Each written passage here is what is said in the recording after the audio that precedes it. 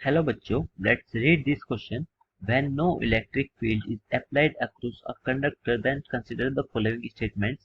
And हमें ये तीन statements दे रखी हैं और हमसे पूछा है which of the following statements is are correct. और इनमें से कौन कौन से स्टेटमेंट सही हो सकती है। तो अब अपने ऑप्शंस को देखते हैं कि हमें कौन कौन सी स्टेटमेंट दे रखी है। कि first statement, the electron will be moving due to the thermal motion during which they collide with fixed ions. Okay. And second statement, an electron colliding with an ion emerges with the same speed as before the collision. However, the direction of its velocity after the collision is completely random. And third statement, at a given time there is no preferential direction for the velocities of the electrons. Thus, on the average, the number of electrons traveling in any direction will be equal to the number of electrons traveling in the opposite direction. So there will be no net electric current. Okay. तो मैं इस question को करने से पहले इससे related आपको कुछ की कंसेप्ट बता देता हूँ और क्वेश्चन को साथ के साथ सोल्व करते रहेंगे। तो हमारा क्वेश्चन इजीली सोल्व हो जाएगा। देखो, जो फर्स्ट स्टेटमेंट है कि हमारे पास जो इलेक्ट्रॉन है वो थर्मल मोशन की वजह से मूव करते हैं और वो उसकी वजह से कोलाइड करते हैं जो कि फिक्स्ड आयन होते हैं। तो अगर हम इस चीज को कंसिडर करें कि लेट्स से ये हमारा एक कंडक्टर है और यहाँ पर इलेक्ट्रिक फील्ड नहीं है, no electric field is present, it is given in the question. So हमसे कहा गया है कि जो इलेक्ट्रॉन है अगर इसके पास कोई नेट इलेक्ट्रिक फील्ड नहीं है, मतलब इसके पास कोई फोर्स, एक्सटर्नल फोर्स नहीं एक्ट कर रही जिसकी वजह से इस पर कोई फोर्स नहीं लगेगा और ये अपने रैंडम डायरेक्शन मूव कर सकते हैं, ये किसी भी डायरेक्शन मूव कर सकते हैं। और इसी में कि ये जो पॉजिटिव आयन होएगा तो इसके साथ कोलाइड करेंगे और यही चीज यहाँ पे एक्सप्लेन की गई है। और थर्मल मोशन बेसिकली यही कि thermal which denotes to temperature, और जब ये एक दूसरे से कोलाइड करेंगे तो इनके बीच एनर्जी का भी लॉस होगा और वो एनर्जी वो थर्मल एनर्जी ही होगी जो इनके पास ऑलरेडी है। सो इसी वजह से हमारी जो फर्स्ट स्टेटमेंट है ये सही हो जाएगी। अब सेकंड स्टेटमेंट को पढ़ लेते हैं। An electron colliding with an ion emerges with the same speed as before the collision. However, the direction of its velocity after the collision is completely random.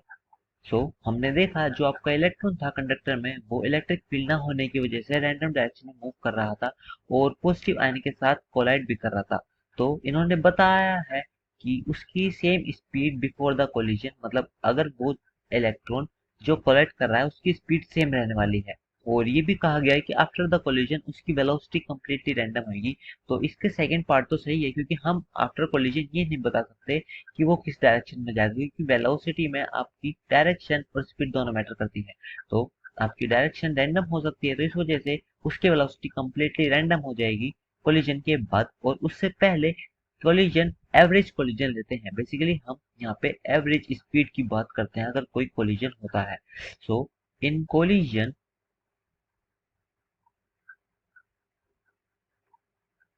all electrons colloid randomly. So हमारे इसलिए second statement भी सही हो जाएगी। And third statement पे आते हैं। At a given time, there is no preferential direction for velocities of the electrons. Thus, on the average number of electrons traveling in any direction equal to the number of electrons traveling in the opposite direction, so that there will be no electric current. So yes, ये जो third statement है ये भी आपकी सही होने वाली है बिकॉज हमने वेलोसिटी ऑफ इलेक्ट्रॉन्स तो देख लिया कि इसकी कोई पर्टिकुलर डायरेक्शन नहीं होती, हम उसको डिटरमाइन नहीं कर सकते।